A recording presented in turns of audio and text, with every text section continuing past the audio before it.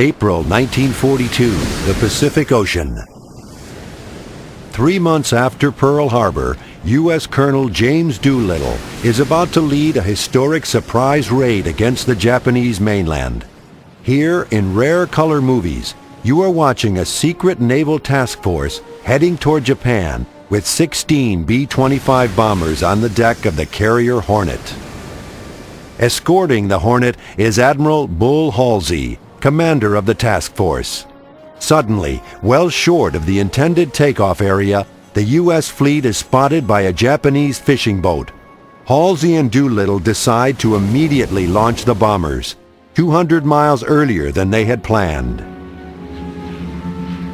These 16 planes would be the first land-based bombers ever to launch from a carrier. Their mission?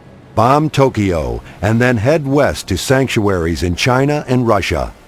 Doolittle's heavy planes barely make it off the flight deck and into the sky.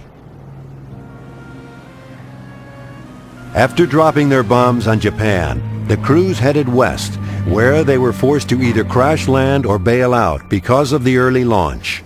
Of the 80 men who participated in the raid, 71, including Doolittle, returned safely.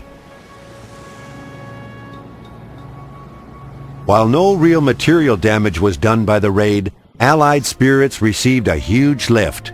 It also spurred the Japanese to extend their defense perimeter, an action which would lead to their attempt to invade the island of Midway.